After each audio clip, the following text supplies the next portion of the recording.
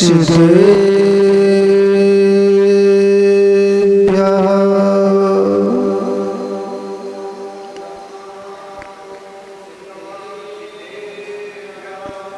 जीवमजीवं दब्बं जिन्वणवशेण जनिदिष्टं देवीन्दिविन्दिवन्दं वन्दे तं सर्वदा शिरसा णमोरिहन्ताडं णमो सिद्धाडं णमो आयर्याडं णमो वच्छायाडं णमो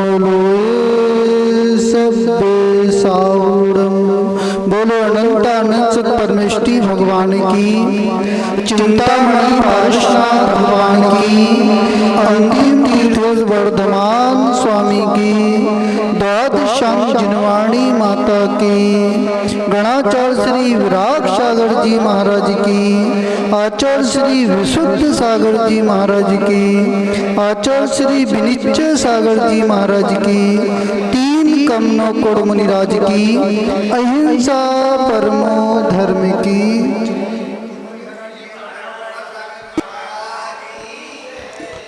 भव्य आत्मा इस संसार पर दृष्टि पड़ती है तो ऐसा प्रतीत होता है जो जिनकी आत्मा राग देश से निर्लिप्त हो गई है वे जीव अनंत सुख का अनुभव कर रहे हैं, और जिनकी आत्मा राग देश भाव से लिप्त हो रही है वे जीव इंद्रिय सुख और दुख का ही अनुभव कर रहे हैं। पर जो रागी और देशी हैं वे जीव पुरुषार्थ कर सकते हैं जो पर्याप्त है, जो संगी हैं, जो मनुष्य हैं, जो कर्म भूमि के मनुष्य, भोग भूमि के मनुष्य नहीं।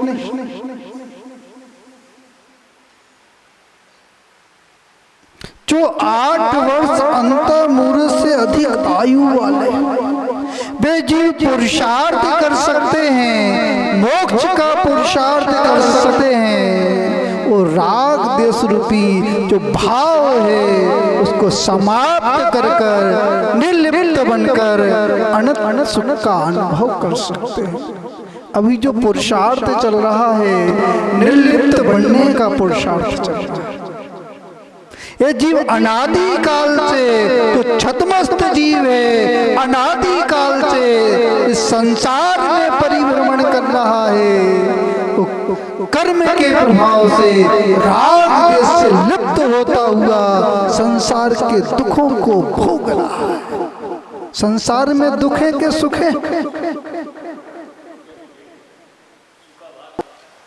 महेश भैया, संसार में सुख है कि दुख है? संसार विषय सुख होता तो तीर्थंकर क्यों त्याग? आपने संसार में जन्म लिया, कौन से काल में जन्म लिया? शांतिलाल जी, कौन से काल में जन्म लिया? दुखमा काल में जन्म लिया। कौन सा काल चल रहा है? ये दुखमा काल चल रहा है। व्यक्ति सुख की तलाश कर रहा है।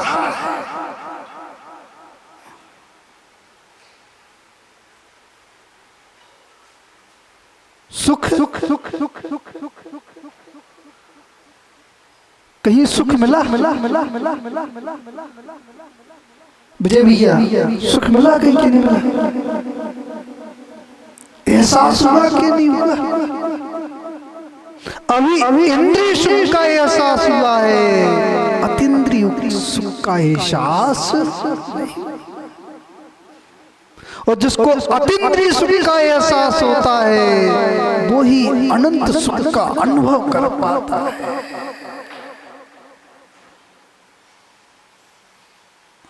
अभी जो पुरुषार्थ चल रहा है निर्लिप्त बनने का पुरुषार्थ चल रहा है, अनंत सुख को प्राप्त करने का पुरुषार्थ चल रहा है।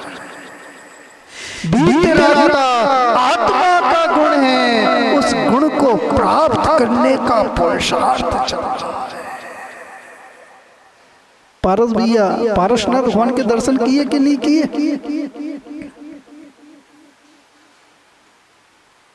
पारसनाथ, नाथ माने स्वामी होता है। क्या होता है? पारसनाथ तो जग के स्वामी हैं। तुम किसके स्वामी हो? किसके स्वामी? एक व्यक्ति के स्वामी हो। किसके स्वामी? एक व्यक्ति के स्वामी। जो एक व्यक्ति का स्वामी है वो संसार का सुख नहीं भोग सकता। जो जगत का स्वामी हो गया है वो अनंत सुख को भोग सकता है। अब किसका स्वामी बनना है?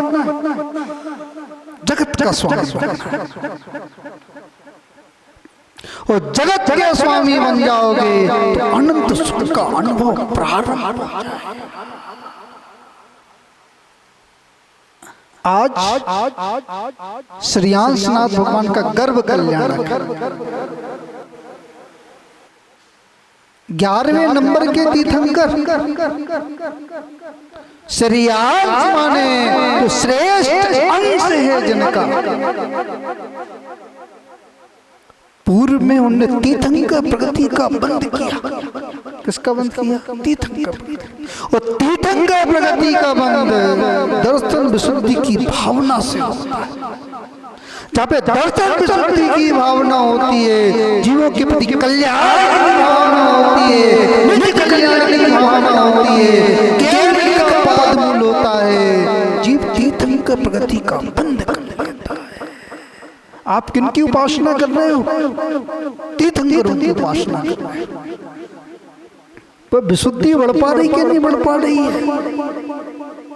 यदि विशुद्धि बढ़ रही है तो आपकी जिनेन्द्र भगवान की उपासना करना सार्थक है। संक्लेश बढ़ रहा है।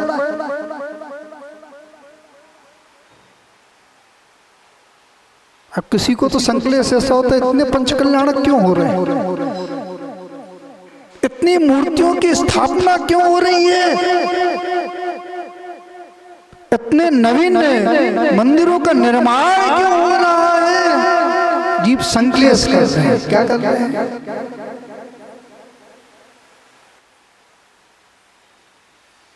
जो संक्लेश कर रहे हैं, ऐसे वचन बोल रहे हैं, वो पाप का आश्रय।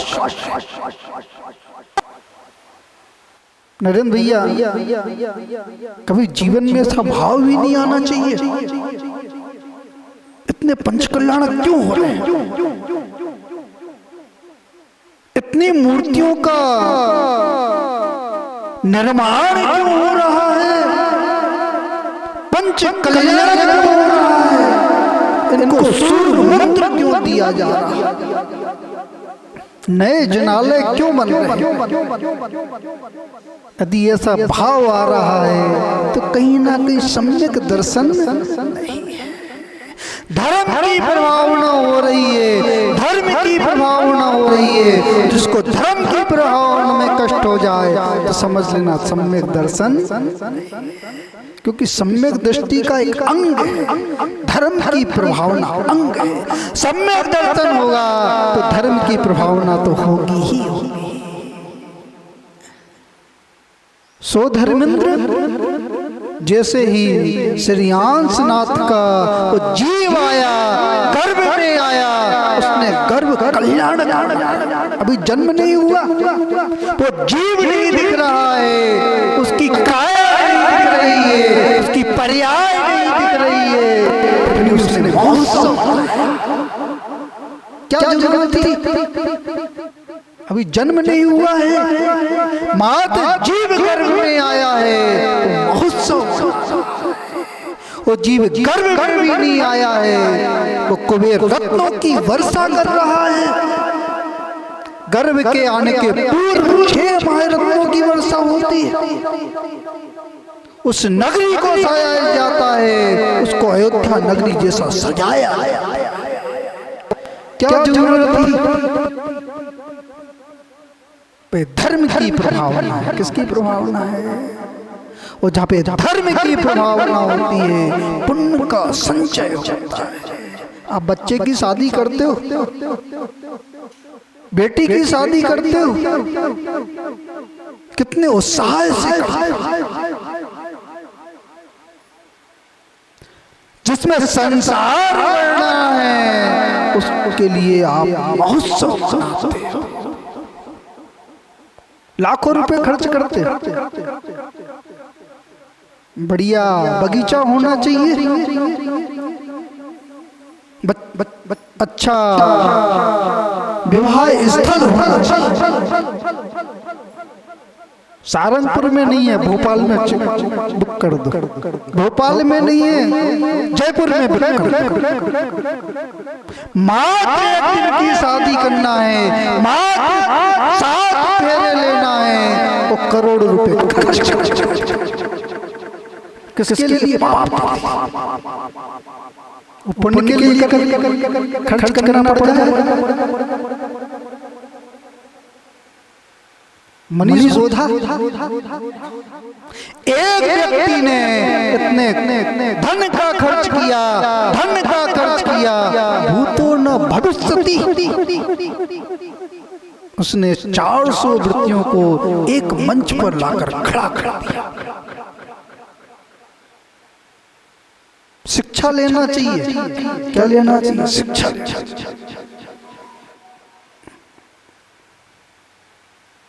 समाज का पैसा समाज में लग जाए तो कष्ट होता है। समाज का पैसा मंदिर में लग जाए तो कष्ट होता है। एफडी करनी है, क्या करना है? एफडी करनी है। पर धन पुण्य से रुकता है। किससे रुकता है? यदि पुण्य है तो धन रुकेगा, और पुण्य नहीं है तो गिर जाएगा। कुबेर ने अपना खजाना खोल और रत्नों की वर्षा की, रत्नों की वर्षा की, ऐसे पुण्य का संचय किया। एक भाव नहीं होता है। कुबेर कैसा होता है? एक 100 धर्मेंद्र एक बहुत निकांचित भाव से, निकांचित भाव से भक्ति की, वो पुण्य का संचय कर लिया। आप भी भक्ति करते हो तो कौन सी भावना से करते हो? कौन सी भावना से? अब तो केवल भगवान जानते हैं, कौन जानते हैं? यदि आत्म कल्याण की भावना से प्रभु की भक्ति कर रहे हो, अर्चना कर रहे हो, तो प्रशस्त पुण्य का संचय।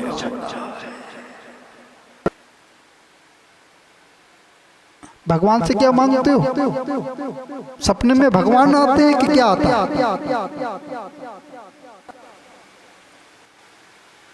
कि संसार के पदार्थ आते हैं।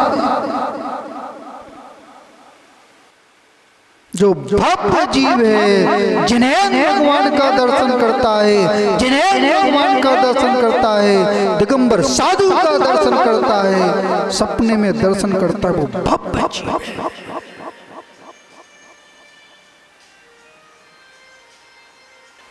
भव जी तो आंखें बंद करके भी दर्शन कर लेता है। आपकी आंखें खुली है, दर्शन कर पा रहे हो कि नहीं कर पा रहे?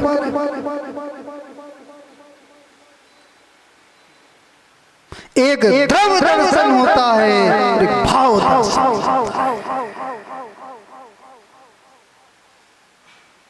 यदि भाव दर्शन होगा तो पंच परमेष्ठ के गुण समझ, वो द्रव दर्शन होगा तो मूर्ति का आकार समझ में आएगा, मूर्ति की चमक समझ में आएगी, मूर्ति का संस्थान समझ में आएगा।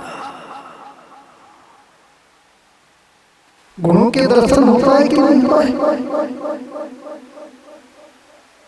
केवल ज्ञान की अनुभूति हो पाई कि नहीं हो पाई? केवल दर्शन की अनुभूति हो पाई कि नहीं हो पाई? केवल अनंत शक्ति की अनुभूति हो पाई कि नहीं हो पाई? भगवान के अंदर क्या है? किसको ढूंढते हो भगवान के अंदर?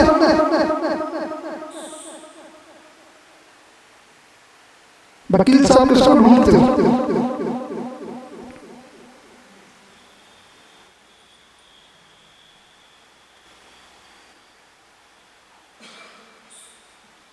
यदि भगवान के अंदर केवल ज्ञान को ढूंढ रहे हो तो आप दर्शन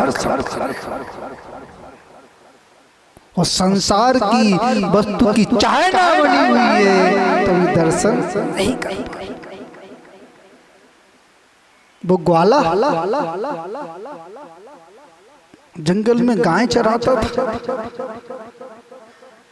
वो दिगंबर साधु के दर्शन हो गए और जैसे ही दर्शन हुए, शीत का मौसम था, शीत का मौसम था, शीत ऋतु चल रही थी, वो मुनिराज तपस्या कर रहे थे, अंतरंग तप कर रहे थे, ध्यान कर रहे थे।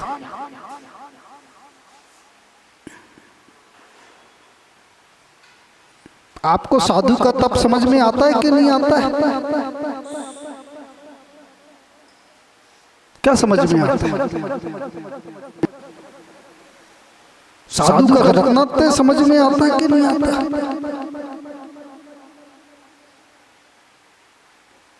यदि सम्यक दर्शन है तो रत्नात्रय समझ में,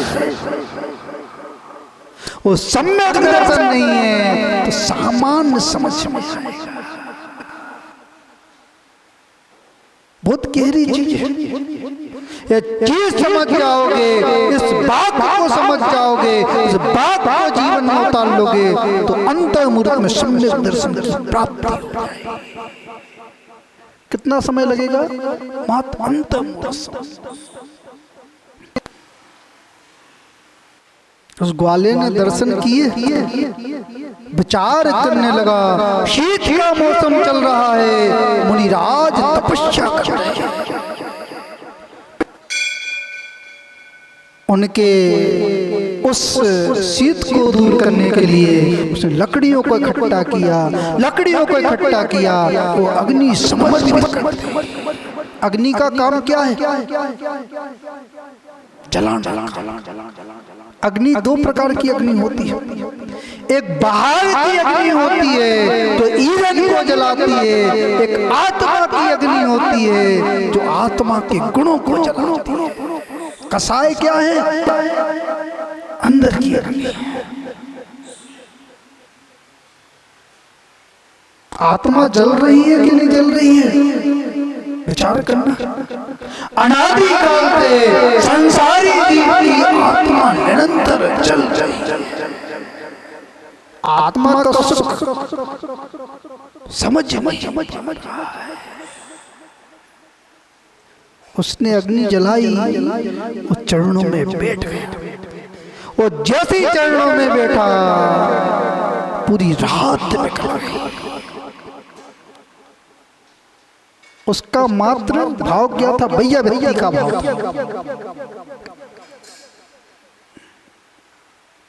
आप करते हो भैया व्यक्ति के? नहीं करते। अब महाराज मजबूरी है तो भगवान के भी दर्शन हो जाते हो, महाराज जी की भी दर्शन हो जाते, मजबूरी है। तो मंदिर आते तो दृष्टि पड़ जाती है।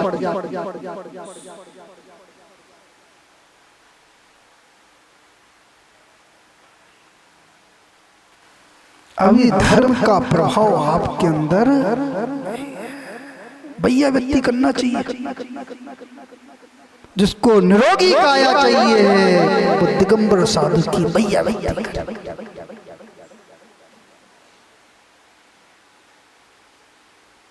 जिसको अशुभ कर्म का क्षय करना है वो दिगंबर साधु की निकांचित भाव से भैया व्यक्ति। उसको संसार की संपत्ति चाहिए, निज गुण संपत्ति चाहिए, उसको दिगंबर साधु की भैया भैया दोनों संपत्ति मिलेंगी।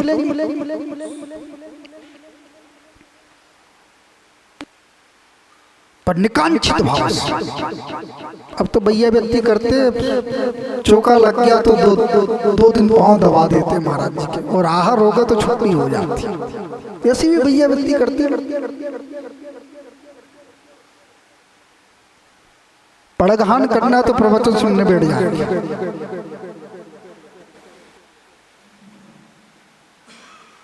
अपना काम निकालना।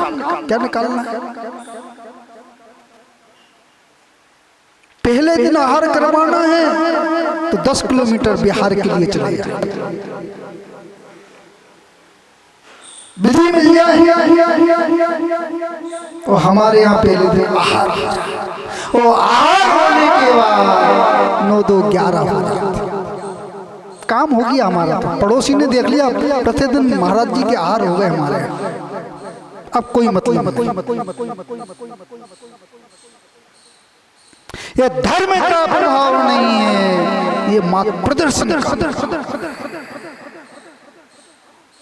सच्ची भक्ति नहीं है, ये बनावट की भक्ति। खुशबू किसमें आती है? काजल कागज के फूल से खुशबू नहीं आती, गुलाब का फूल होता है उसमें ही खुशबू आती है। आप कौन सा फूल सूंघ रहे हो? यदि बनावट का फूल है तो कागज के फूल की खुशबू लेना चाहते हैं। वो सम्यक दर्शन है, सम्यक दर्शन है तो आचार्य का भक्ति का फूल ये हो, वह खुशबू सुंदर जीवन सुंदर।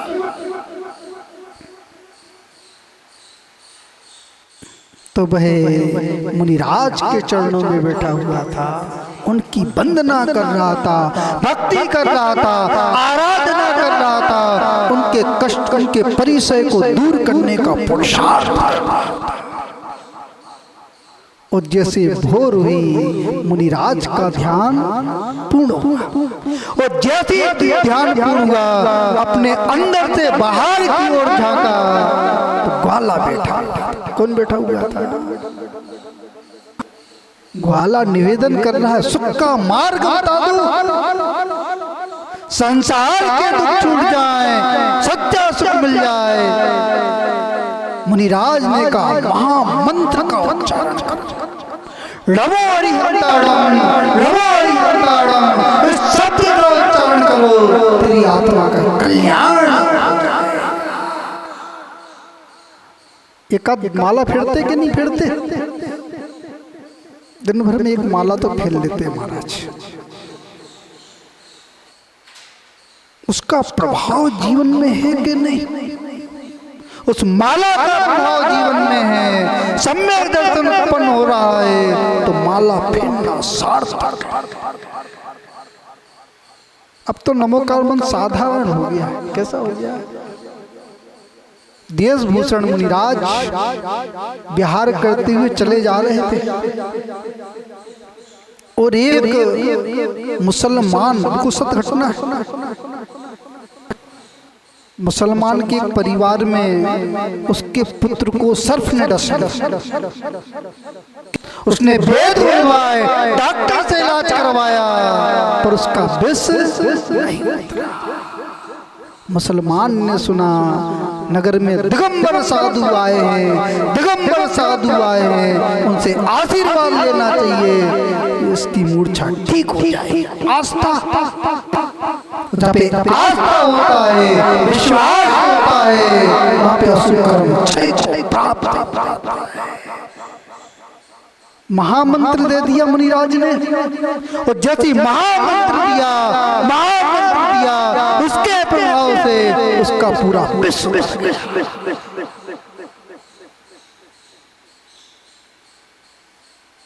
आस्था धर्म किस पर टिका हुआ है? ये महल किस पर टिका हुआ है?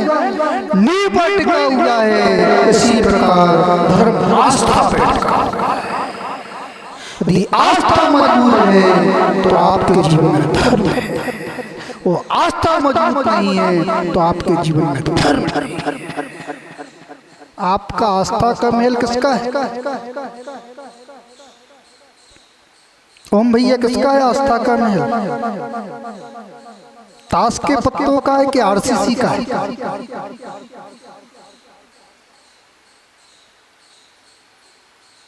ताश के पत्ते का महल हवा लगती और ढह जाता, और आरसीसी का बना हुआ हो तो तूफान भी आ जाएगा तो अचल रहेगा। कैसा रहेगा? अचल।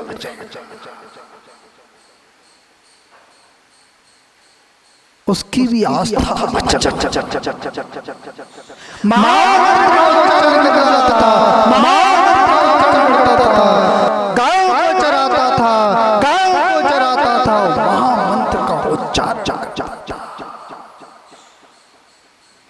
सेठ की गाय चराता था।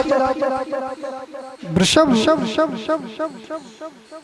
नाम के सेठ थे, उनकी गाय चराता था। ऋषभ नाम के सेठ थे, उनकी गाय चराता। एक दिन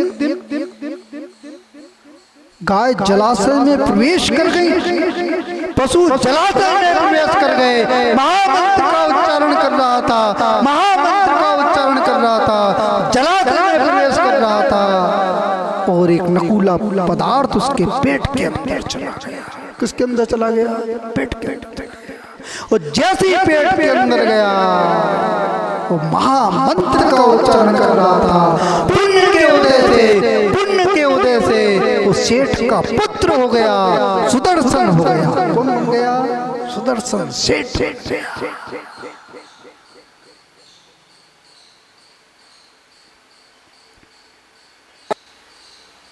सब कुछ पुण्य से मिलता है। किससे मिलता है? पुण्य नहीं है तो कुछ मिलने वाला। पुरुषार्थ से ज्यादा पुण्य का संचय करो। क्या नाम है? क्या नाम है? रजनीश भैया, पूजन अभिषेक करना चाहिए। क्या करना चाहिए? पूजन अभिषेक करना चाहिए, पुण्य का संचय। ग्रस्त के लिए 2 कार्य करना चाहिए, पूजन और दान करना चाहिए, तभी उसके अंदर जीवन में धर्म है। और पूजन दान नहीं कर रहे हो तो आपका जीवन निरर्थक है। कर्तव्य है, आचार्यों ने कहा दानम पूजम मुखम, श्रावक का दान और पूजन मुख कर्तव्य है।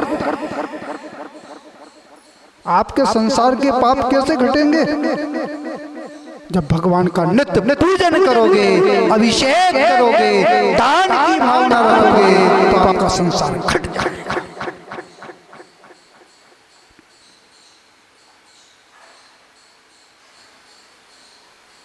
आपने एक लोटा जल भगवान के ऊपर डाला, कितने पुण्य का संचय कर दिया। आपने कर मुनिराज के हाथ पर रख दिया, कर पर रख दिया, कितने पुण्य का संचय कर दिया। आचार्य विमल सागर जी महाराज जी कहते थे, जो श्रावक दान करते हैं, मुनिराज को आहार दान करते हैं, वो मुट्ठी भर आटे में मोक्ष कमा रहे। क्या कमा रहे? मोक्ष कमा रहे। वो परिवार श्रेष्ठ होता है। नगर में मुनिराज प्रवेश करते हैं, वो पहले नंबर कलश लेकर खड़ा होता है, वो नगर में सबसे श्रेष्ठ।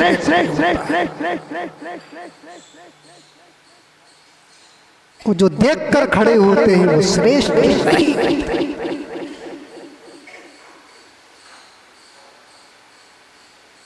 मुनिराज परगढ़ में भी जाते हैं।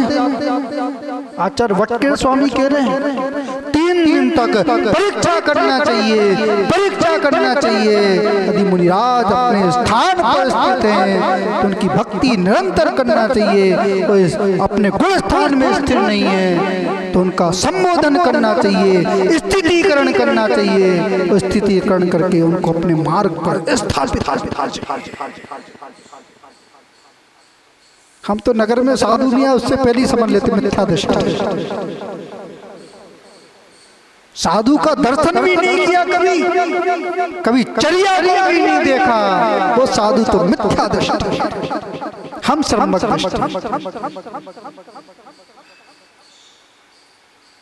हम ना भगवान की पूजा होना चाहिए, ना साधु की पूजा होना। किसकी पूजा होना? श्रावक की पूजा होना चाहिए।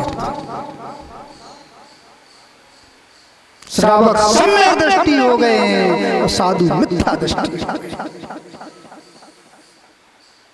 जिनके तीव्र मिथ्यात् कर्म का उदय है, उनकी ऐसी भावना होती है, उनके सम्यक का उदय है। नमो लोहे सर्वे सावणम, 3 लोक में जितने भी दिगंबर साधु हैं मेरे द्वारा पूज्य। समझ में आ रहा कि नहीं आ रहा? भावों के मटके सीधे करना। क्या करना है? वो भावना सीधी होगी तो आचरण मोक्ष मार्ग प्रशस्त होता है। वो भावना टेढ़ी हुई, सर्फ भी होता है, अपने बिल में प्रवेश करता है तो सीधा। यदि धर्म को धारण करना है तो परिणाम तो सीधा करना पड़ेगा। वो परिणाम सीधा होगा तभी दर्शन। समझ में आ रहा कि नहीं आ रहा? उस ग्वाले को समझ में आ गया, सुदर्शन की पर्याय में आ गया। रूपवान था, धनवान था, विनयवान था, चारित्रवान था, क्षमावान था। किसकी कीमत? रूप की कीमत नहीं है, चारित्र की कीमत है। उसका चारित्र श्रेष्ठ है, आचरण का वो व्यक्ति श्रेष्ठ। सुदर्शन चला जा रहा था और रानी की दृष्टि पड़ी, और जैसी दृष्टि पड़ी वो रानी उस पर मोहित हुई। स्त्रियां दो प्रकार की होती हैं, एक कुल के यश को बढ़ाती हैं तो कुलवान स्त्रियां होती हैं, तो कुल को दूषित करती हैं, आचरण को वो कुलीन स्त्रियां।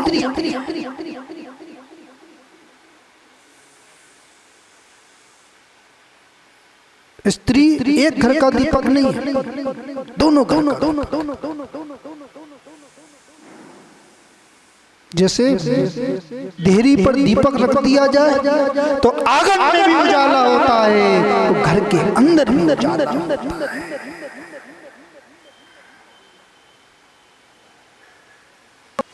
यदि आंगन में उजाला हो रहा है, घर में उजाला हो रहा है, तो आचार्य का yes yes yes yes yes yes, और दीपक बुझ गया है, अंधकार हो गया है, तो आचार्यों ने कहा वहां पे कुलीनता नहीं। वह स्त्री निहार रही थी, उसके रूप को निहार रही थी, मोहित हो गई। संसार में तपस्या कर रहा था, संसार में तपस्या कर रहा था, रानी ने महल में उठा दिया। जहाँ पे काम वासना होती है, व्यक्ति ना धर्म को देखता है, ना कुल को देखता है, ना स्वयं की मर्यादा को देखता है, ना माता पिता की मर्यादा।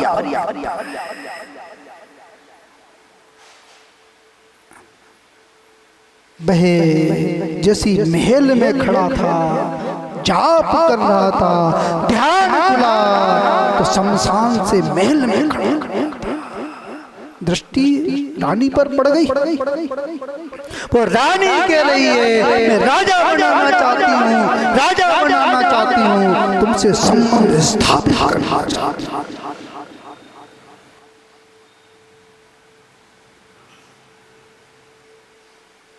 रानी ने कहा, सुदर्शन कह रहा है मैं तो ब्रह्मचारी हूँ, कैसा हूँ? झूठ बोल रहा है, तेरा पुत्र भी है, तो कैसा ब्रह्मचारी?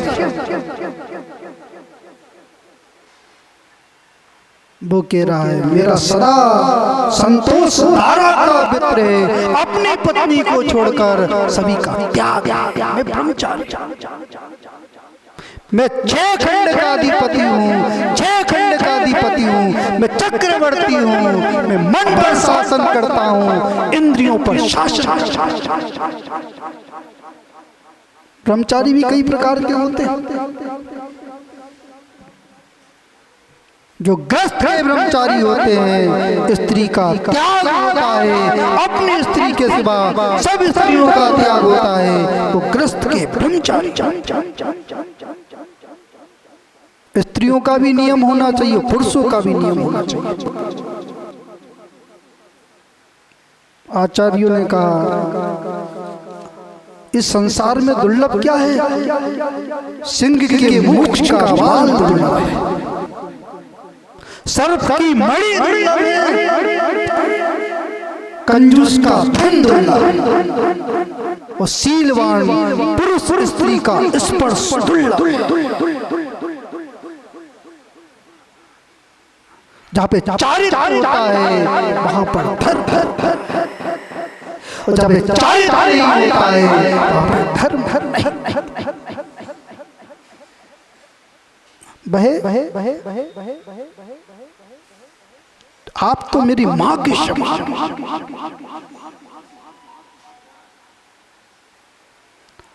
आप राजा की पुत्री हो, राजा पिता के समान होता है, उसकी पत्नी माँ के समान। आपकी दृष्टि कैसी है? माँ की दृष्टि है कैसी दृष्टि है? पिता की दृष्टि है कि भाई की दृष्टि?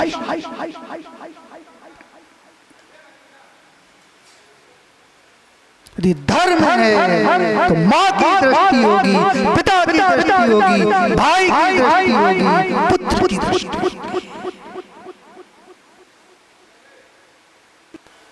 और धर्म नहीं है, पशु होता है, पशु वो अपनी माँ के गर्भ से जन्म लेता है, अपनी माँ का ही भोग लेता है।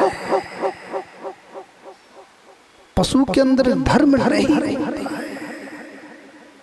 पर मनुष्य के अंदर धर्म होता है, न्याय होता है, धर्म। भाई सुदर्शन उसने मना कर दिया, रानी प्रहलाद करने लगी, उसने मेरे साथ दुर्व्यवहार किया है, राजा आ जाता है, राजा फांसी की सजा सुनी की सजा सुनाता है। जो सज्जन पुरुष होते हैं उनके उपसर्ग हो जाए, ऐसा वातावरण हो जाए, पाप का पल्ला भारी हो तो मौन हो जाते हैं, मध्यस्थ हो जाते हैं। सुदर्शन मौन हो, वो समझ गए कि राजा को मेरी बात तो मानना नहीं, और महामंत्र का उच्चारण कर रहा था, तो गुरु से प्राप्त था, पूर्व में प्राप्त था, वो अभी तक चल रहा था, उस महामंत्र का उच्चारण कर रहा था। और जैसे उच्चारण किया, सूली भी सिंहासन के परी पड़ी। जब चारित्र होता है, आचार्य ने कहा देवों का सिंहासन चला। सीता ने अग्नि में प्रवेश किया,